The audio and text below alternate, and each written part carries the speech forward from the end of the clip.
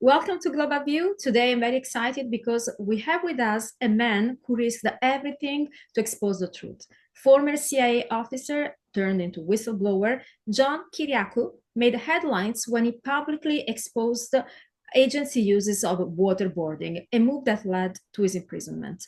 He's a best-selling author, a journalist, and a powerful voice against government overreach and corruption. His journey from intelligence community to becoming one of the most outspoken critics of the deep state is extraordinary. John has first-hand knowledge of the system, how the system operates, from the clandestine operation to political persecution. Today, we'll dive deep into his experiences, the state of government secrecy, and the ongoing battles for truth and justice. Thank you so much, John, for joining Global View. Oh, thank you so much for the invitation. It's a real pleasure. John, you are known as the CIA whistleblower who exposed torture. Looking back, what led you to that decision, and did you expect the consequences that you faced? Well, I'll answer your second question first. I did not expect the consequences because the torture program, in my view, was so clearly, so obviously wrong and illegal that I thought the American people have a right to know what the government is doing in their name. In this case, what the CIA was doing in their name.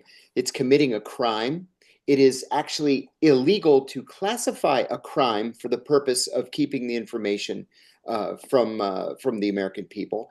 And I thought, somebody has to say something. Nobody did, so I did, and I was probably naively surprised by the fallout. Well, I guess you must you had an ethical call into exposing those techniques that you of course I deemed did. completely inappropriate. So when did I you did. when is the moment when you said this is too much, I need to expose those? I remember the exact date.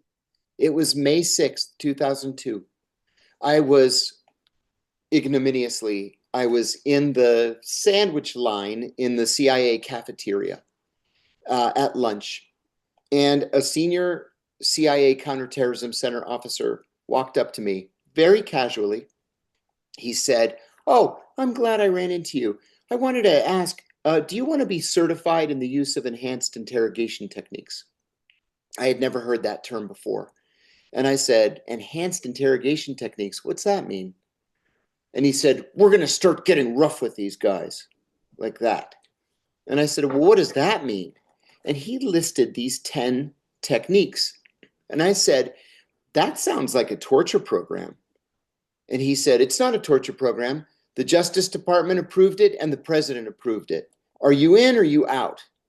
I said, "I need an hour to think about it." So I went up, I skipped lunch. I went up to the 7th floor of the CIA, which is the executive floor. And I went to see a senior officer there for whom I had worked in the Middle East 10 years earlier. And I said, "I need some advice. I was just asked if I want to be trained in these enhanced interrogation techniques. What do you think of that?" And he said, "First of all, let's call a spade a spade. This is a torture program, and torture is a slippery slope." Those were his words. He said, "You know how some of these guys are. They're cowboys, and somebody's going to go too far and they're going to kill a prisoner. And when that happens, there's going to be a congressional investigation, and then there's going to be a Justice Department investigation, and somebody's going to go to prison. Do you want to go to prison?" And I said, "No, I don't want to go to prison." As it turned out, and I say this semi-jokingly now, I'm the only person who went to prison. But I said, "No, I don't want to go to prison." I went back downstairs. I found this officer and I said, "This is a torture program and I want no part of it." Well, as it turned out, they had asked 14 of us if we wanted to be trained. 2 of us said no, and one of the 2, I'm one, the other one changed his mind and actually became quite a prolific torturer. So to me, this was wrong from the very beginning. You know, I took an oath on my very first day at the CIA to protect the Constitution from all enemies, foreign and domestic, and I meant it.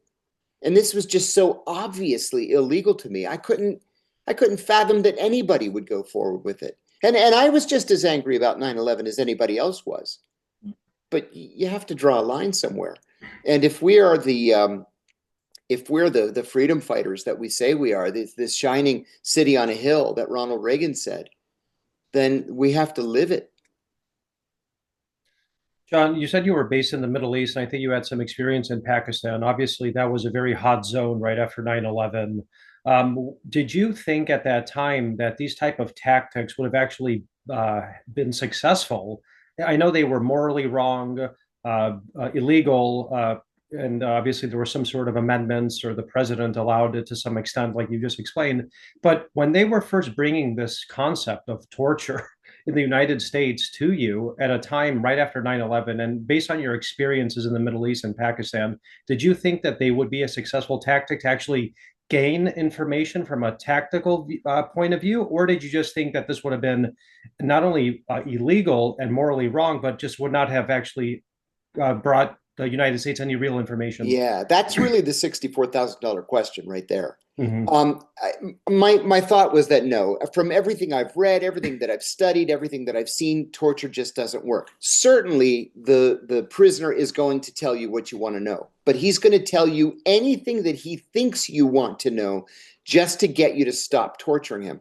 So then you have to take all that information, most of which is garbage, and turn it over to a team of analysts who can sift through it and sort through it to figure out what's true, what's a half-truth, and what's not true. And by then, the attack that you were trying to forestall has already taken place. The people you were trying to catch have already escaped. It just doesn't work. It's just not practical. So that answer to me was no. I never believed that torture worked. I'll add something if we have a minute for me to tell a kind of Absolutely. a meandering story.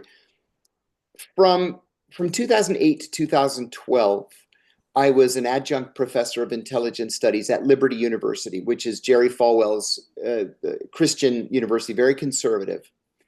And I worked with a professor, for whom I had very deep respect. And he was there 30-something years. He asked me one time to take a look at his final exam.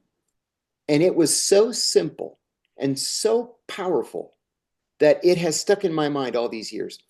It was just 4 questions, but you could only see one question at a time. So the first question is, let's say you have caught the number 3 in Al-Qaeda, and you know that a bomb is going to go off soon in a major American city. It could kill hundreds, maybe thousands of people. Do you torture him to get the information? Yes, no, and explain your reasoning. And then when everybody's done with that question, they go to the second question. And the second question is, he gave you nothing. He was tougher than you thought he was, but you have his wife in custody. So do you torture her in order to pressure him to give you the information that you need to disrupt this attack? Remember, hundreds, maybe thousands of American lives are at stake. Yes, no, and explain your reasoning. The third question, the wife is a true believer and she gave you nothing, but you have their kids in custody. Do you torture the kids, maybe even in front of the parents, to get them to give you the information? Yes, no, and reasoning. And the fourth question, after everybody's filled their blue books, the fourth question was, you've died and you're standing before the awesome judgment seat of Christ. And he tells you to explain your actions. What do you tell him? And that was so simple and basic and impactful that, I realized that I was right. There wasn't any reason for me to try to explain myself or offer scenarios. Well, if this happened and then that didn't happen, and then maybe if we had known this or didn't know that. No. The CIA wants all of its employees to believe that everything in life is a shade of gray. Mm-hmm. And that's just simply not true. There are some things that are black and white. They're right or wrong. You know, and another issue, George, that I think is very important, and in my standard speech that I give at colleges and universities, I give this example. Let's say that you are a CIA case officer and you've recruited a bona fide terrorist, Al-Qaeda, ISIS, Hezbollah, it doesn't make any difference. But this guy is a real honest to God terrorist. And you meet with him once a month at a hotel in somewhere in the Middle East. And he has given you actionable intelligence that you have used to disrupt attacks and save American lives. So you fly out to the Middle East one weekend to meet with him.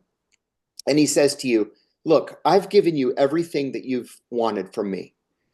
And now you're going to do something for me. You're going to go out and you're going to get me a prostitute. And if you don't, I'm not talking to you anymore. So I ask for a show of hands, how many of you would go out and get him the prostitute? And usually about 80% put their hands up in the air. And I say, yes, you would get him the prostitute. It's not nice, but you know, this is the job that we've chosen. Greater good and all that stuff. What if he asks you for a child prostitute? And then people kind of look around and about 10% will gingerly put their hand up in the air. And I say, absolutely not. Not under any circumstances. But the issue here is there are no rules at the CIA. Remember, your job overseas is to break the law. You're trying to get people to commit espionage, to commit treason in some cases, because you're the good guy. But you have to know in your heart what's right and what's wrong. You have to go into the job with your own set of moral principles, ethical principles. You have to be able to tell right from wrong because the CIA is not going to tell you right from wrong. And I say to them, this is where the CIA is wrong. Life is not a shade of gray. Some things are just black and white. Very well said, John. Thank you. Well, you really hit a very interesting point, which is the boundaries, the moral boundaries. If for the CIA, the end justify the means, as Machiavelli used to say. Oh, yeah. In which extent and how it operates when it comes to, which is the end. For example, we have seen intelligence agencies, including the CIA agents, deployed to build up narratives, to set up people for crimes. So we are not simply employing immoral or unethical means to the end of fighting, for example, terrorism, but we are using this technique to set up your fellow American citizen because you want to build up a narrative. Let's think about Hunter's laptop, 51 intelligence official agents that were dismissing everything he has done as Russia propaganda. Yes. Now, do you believe in this last case? This not only conflicts with the moral rules, but with the rule of law that every American citizen should be protected by under the Constitution. Oh, this has become the guiding principle of my life. And George, I know that it is for you too, because we have seen the ugly underbelly of our government. I don't even know where to start to answer this question. First of all, the CIA has literally zero business in domestic affairs, especially politics. It's actually illegal for the CIA to be involved in domestic politics. These 51 CIA officers, and I'll tell you what, I know every single one of them. I worked with them. I was friends with many of them. And I said in an op-ed recently, some are brilliant, some are idiots, some are naifs, some are political movers and shakers, but they all want to be somebody important, all 51 of them. They thought they were being cute when they said that the Hunter Biden laptop bore all the hallmarks of a Russian disinformation operation. They didn't say this is a Russian disinformation operation. They said it bore all the hallmarks because they said, oh, yeah, well, we never said it was a Russian disinformation. You know, for all intents and purposes, yeah, you did. Yes. And then it blew up in their faces. Mm-hmm. And then, worse than that, Donald Trump won again. And so now they're going to have to actually pay for their cuteness, their little clandestine operation against the American media and the American people. So, man, I'm so riled up over this question.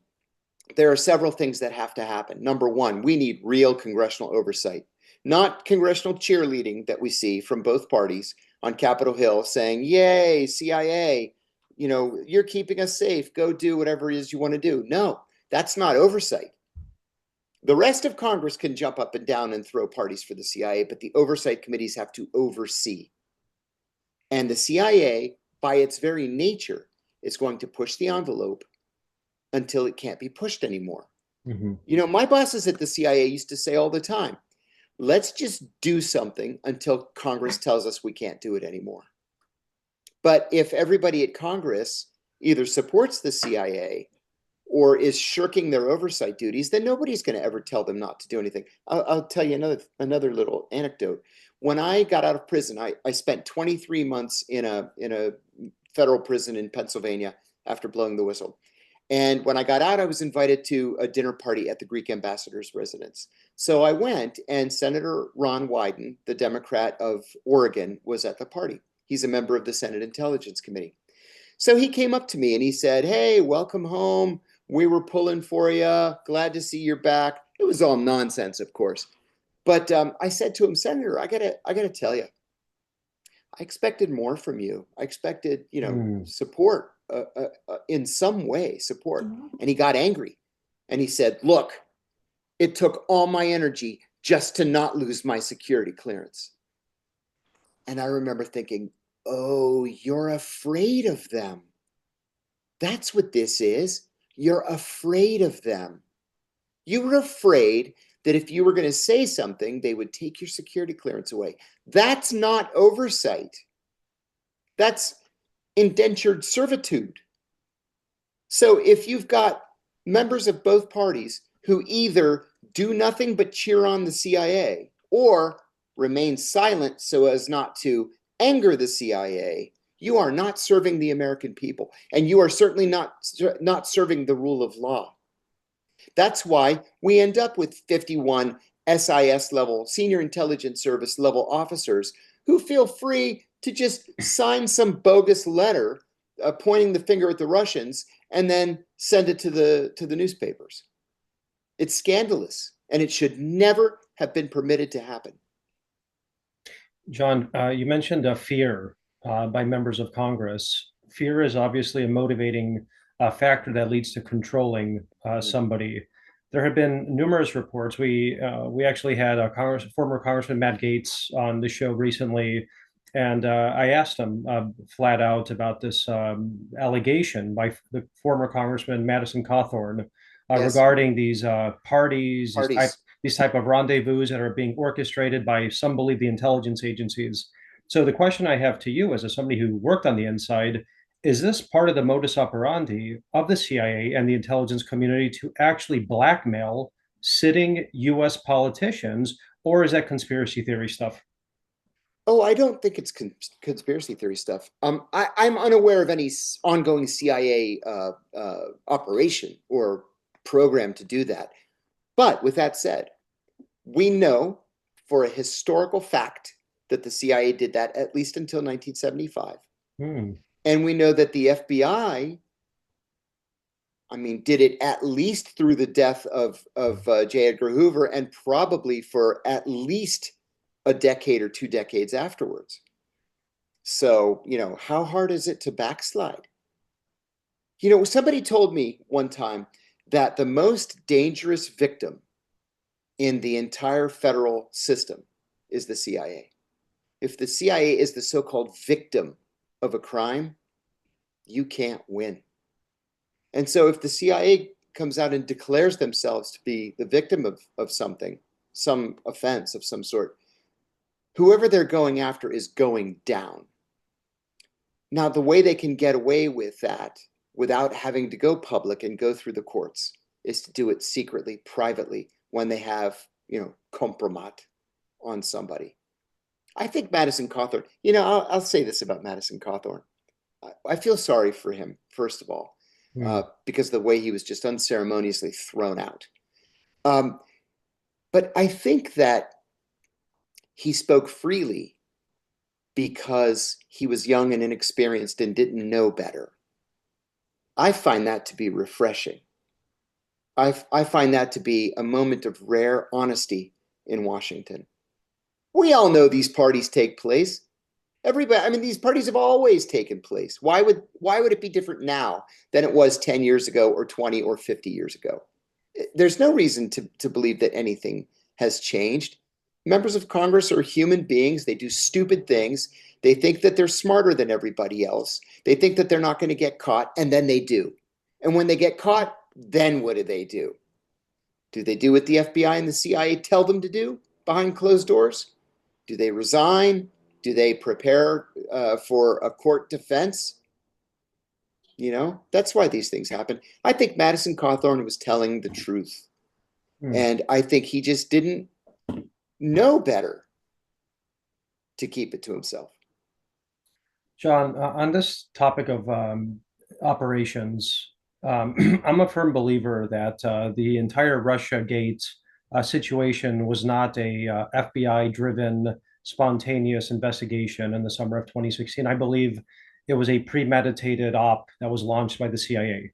And I have a very basic thesis for why. I was based in London for various points in my career between working for Dr. Ben Carson's presidential campaign and then Donald Trump's presidential campaign.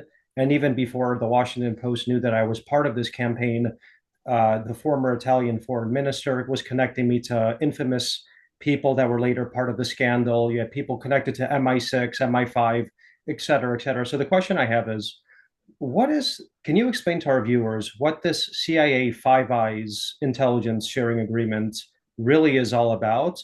And secondly, why would somebody like Gina Haspel, who was the head of the CIA's London desk, be so involved in targeting a presidential campaign and an American citizen like myself based abroad if the CIA cannot interfere in domestic politics? Is it because it was in Europe? Were they given more leeway? Or if you could kind of answer those two. The first question about what the Five Eyes is, and secondly, if this has the hallmarks of an intelligence operation.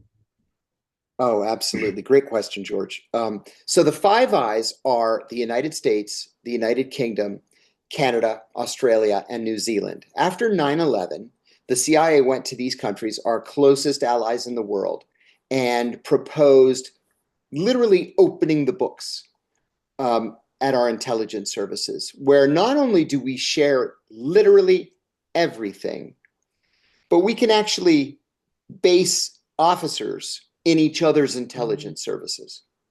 You know, when I first heard about this, right after 9/11, I thought, no possible way. I mean, you have to have secrets, right? I mean, everybody has secrets. There's no way we're going to open the books. And by God, we opened the books. Next thing you know, you've got somebody from MI6 who's sitting 10 feet away from you, and somebody from the Australian service, and you've got a guy, you know, going to London to sit in MI6, and somebody is sitting at GCHQ. It's the craziest thing. Wow. So on the one hand, great. We're all sharing information to disrupt terrorist attacks. Think of it this way: counterterrorism, counterproliferation, counter-narcotics. Who could be against sharing information about those issues, right? On the other hand, there's a dark side to the Five Eyes. It is illegal for the CIA to investigate you. Now, I don't care if you're sitting in Washington, D.C. or London or on the moon. It is illegal for the CIA to investigate you. But it's not illegal for MI6 to investigate you or MI5. And now that we have these Five Eyes agreements, all it takes, literally, is for Gina Haspel to pick up the phone and call across town and say, hey, there's an American here who's giving us some trouble. And we can't spy on him because it's illegal, but we would really appreciate it if you could help us out on this. And that's how they get you. Now, that might not be illegal, but by God, it's unethical and should never, ever happen. There should have been a codicil to this agreement upon the creation of the Five Guys. The Five Eyes. I'd rather have a Five Guys, to tell you the truth. To not spy on each other's citizens. It just doesn't make any sense. If they genuinely believed that you had committed a crime, were planning to commit a crime, or were in the midst of committing a crime, they could just turn it over to the FBI. Done. Everybody's honest. The whole case is done. But that's not what they did. They elected to spy. And that's just wrong. So that's the Five Eyes. You know, this Russiagate thing, I have very strongly held feelings about Russiagate. There was no such thing as Russiagate. It was completely made up. And it was, I agree with you. I agree with your conclusion that this was not an operation that was hatched in the halls of the FBI. I actually believe this was hatched in the home of the Clintons. And the Clintons sort of turned it over to the FBI. One funny thing, I knew Christopher Steele well. When I was stationed in Athens, we did a joint operation together against the group Revolutionary Organization 17 November, Dekafta. And so I had to fly to London. This is just after the assassination of the British Defense Attaché, Brigadier Stephen Saunders. So I flew to London and met with MI6 and MI5 together. And the officer that was assigned to be my counterpart was Christopher Steele. Well, a couple of the MI5 guys mentioned to me, we went out to a pub one night and they said, oh, you know, we're really fortunate to have Chris Steele. He's the top guy. At MI6, everybody wants to be like Christopher Steele. And I said, oh, great. And he was fantastic, totally professional. Then all these years pass. And in 2015, 2016, we start hearing about the Steele dossier. And I thought, this can't possibly be the same Christopher Steele that I knew back in 2000. It can't possibly be. And of course it was. Now, I've got my own little theory. Chris Steele was an intelligence collector. He was not an intelligence analyst. Mm. And so if he calls some source of his, whether it's a reliable source or not, and says, hey, do you know anything about Donald Trump? And the source said, yeah, I heard, you know, on the street corner that Trump paid prostitutes to pee on Obama's bed at the hotel. Okay, you and I both know that's absurd, that it's not true. It's not even believable. It's not even within the realm of belief. Yeah. But it's not Christopher Steele's job to decide if it's true or not. That's the job of an analyst. The thing is, Christopher Steele is not an intelligence collector anymore. He's a private consultant. So he should have analyzed the information. He should have concluded that the information was ridiculous, and he should have kept it out. But he didn't. So he sent everything in. Well, where did he send it to? By all accounts, the original payment came from the Clinton campaign. It was supposed to be used to discredit whomever it was that it was originally targeted at. And I heard that it was originally targeted at Ted Cruz. Ted Cruz came to nothing, and then Donald Trump became the obvious front runner, and they sort of changed the focus of the investigation to Donald Trump. Not to say that any of it was true. And then, you know, like you, I wanted to write about it. I wanted to be able to speak about it with some, you know, facts behind me. So I started going through the facts. So what the FBI found was, as an example, entities tied to the Russian government, whatever that means. It didn't say the Russian government. It said entities tied to the Russian government. They spent $50,000, as one example, on Facebook ads. Okay. 25,000 of the 50,000 was spent after the election was over. So they're not influencing anybody.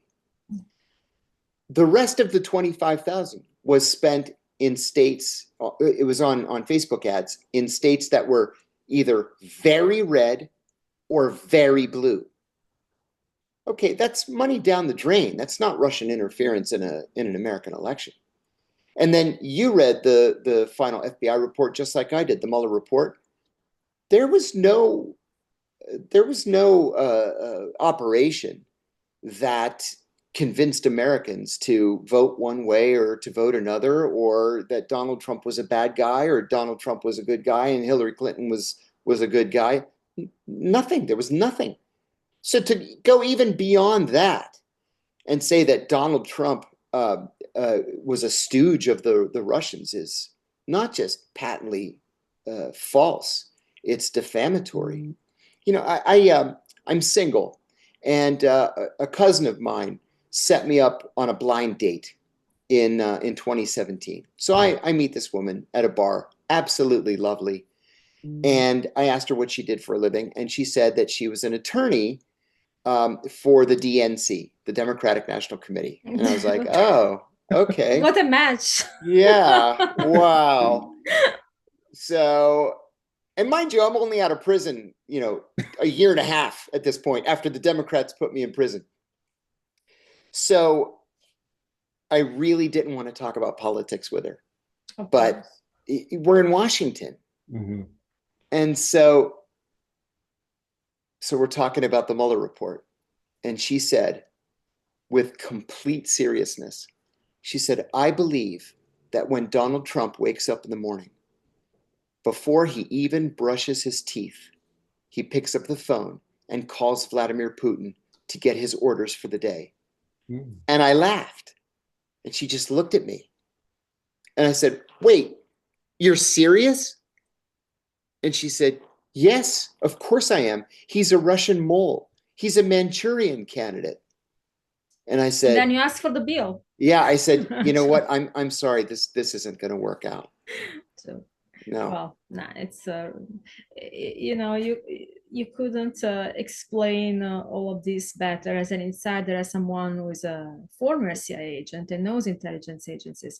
But what we saw in the Russiagate was not simply that's what's astonishing, I think, for American people to learn that there is not simply an incompetent or a negligent officer. There is a political agenda behind Yes. an entire agency. And Exactly this is right. actually the things that frightens me, and I should frighten America, that doesn't trust, has no trust in its institution, its officials anymore. So my next question is, like, we have seen intelligence agencies operating to interfere in elections. In this case, all this operation was to prevent Donald Trump at the time to become president, and then to delegitimize his presidency all That's right.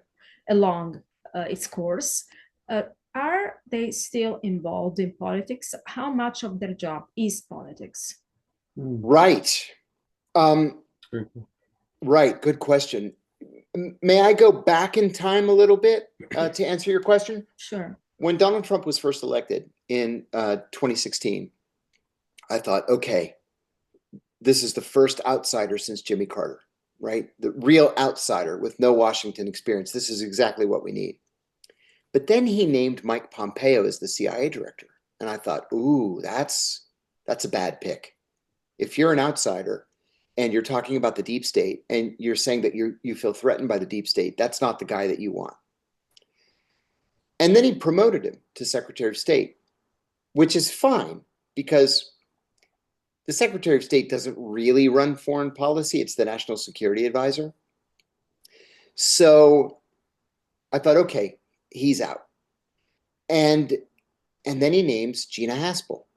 Now, we used to call Gina Bloody Gina Haspel, because she was the godmother of the CIA's torture program. She actually flew to the secret site to sit in the room and watch a torture session. She didn't need to do that, fly halfway around the world like a ghoul to sit and watch a man be tortured to within an inch of his life.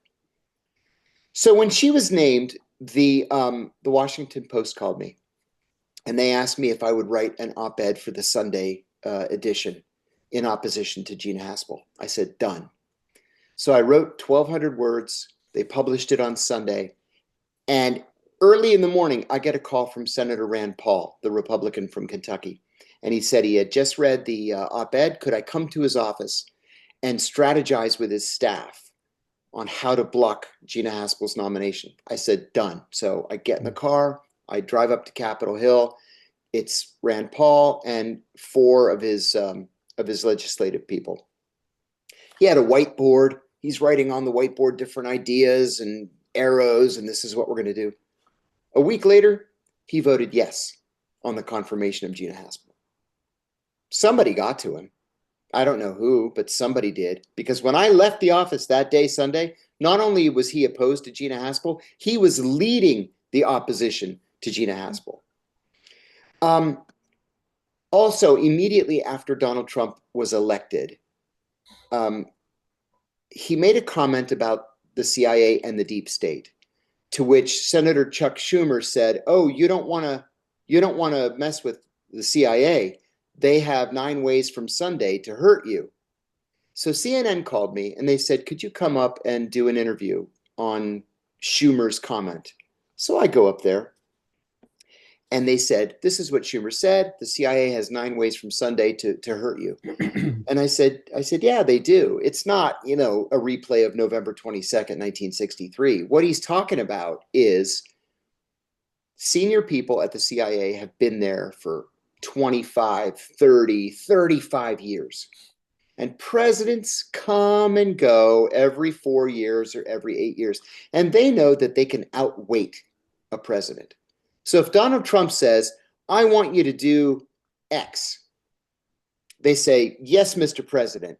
And then they laugh behind his back and they go like this and they just wait until he's not the president anymore. So what needs to be done is a serious house cleaning. Well, Mike Pompeo and Gina Haspel weren't going to do that. But John Ratcliffe and Tulsi Gabbard sure look like they're willing to do it. So to me, and I like to think that I'm a pretty serious observer of these things, it looks to me like Donald Trump means business this time around. This is a completely different Donald Trump, by the way, than what we saw in the first term. This is somebody who knows exactly what policies he wants to implement. He gave real thought about the people that he wants in these positions, and he gave them the authority to act. And we didn't see that 8 years ago. So there is a danger, as you point out, that the deep state is here to do damage to a sitting president. I trust the FBI even less than I trust the CIA, just because they have a domestic network to act against a president that the CIA doesn't really have. But Kash Patel, if you're going to pick one person to tear the place down to the studs and rebuild it, it's Kash Patel. And so I'm cautiously optimistic about the way things are going. One other thing, too. About a year before the election, Joe Biden appointed a guy that I used to sit next to at the CIA when we were junior analysts together. He's now in the senior intelligence service, and he appointed him to this new position as the special coordinator for foreign election interference. And I laughed. When I read it in the Washington Post, I laughed. I sat with this guy for 10 years. He's a bozo. He's a nice guy, but he's a bozo. And so they just wrapped this thing up. The position doesn't exist anymore. And the conclusion was there was no foreign interference in the election. None. So what are we supposed to believe? That the Russians just said, and they walked away? Or the FBI and the Hillary Clinton campaign either were wrong about it 8 years ago or were lying about it 8 years ago? John, a couple last questions for my part, if you could just answer them, I guess, in conjunction. First, what do you view as a former CIA officer as the gravest threat to U.S. national security? And secondly, how can we revamp both the FBI and the CIA to address those challenges in this world that we live in today? Yeah, that second one's very, very important. Well, the first one, what do I see as the gravest threat? Yeah, I don't want to be an alarmist, but it's probably AI, and probably more specifically Chinese AI.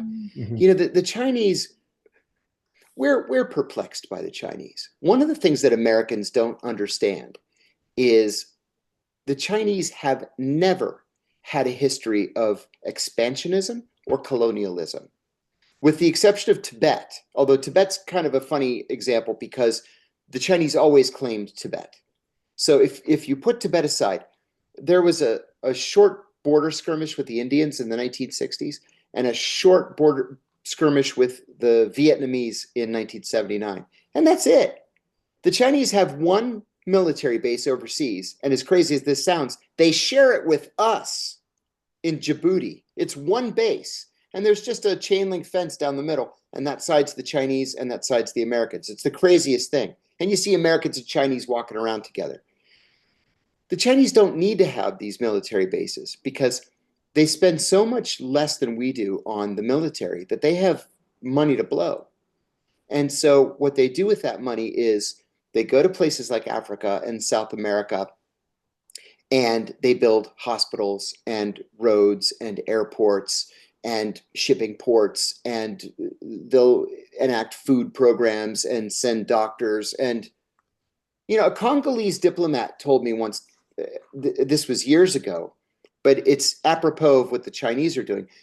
I was talking to him about us versus the Russians, and he said, you know, the Americans come here and they promise us democracy. The Russians come here and they promise us food. Well, that's what the Chinese are doing, but it's better than food. They're giving them infrastructure.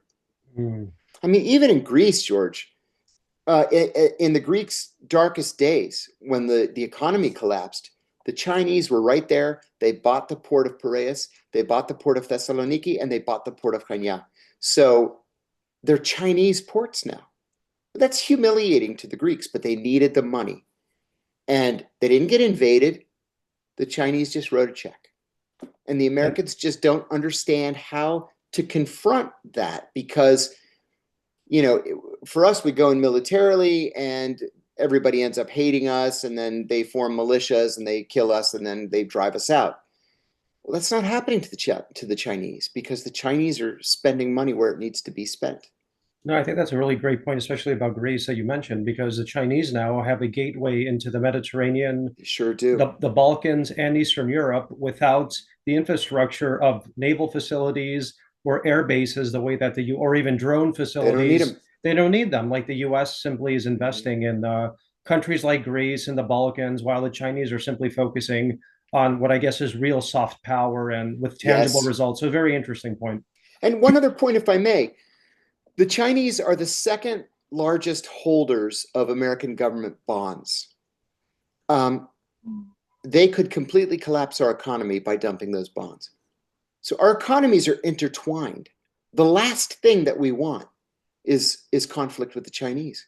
And it's like politicians in Washington just don't understand that. Thank you so much for this wonderful conversation and sharing with our audience your expertise and your invaluable insights. Where people can find you and follow your work? Thank you for asking. I put everything that I do on Substack, so it's johnkiriakou.substack.com.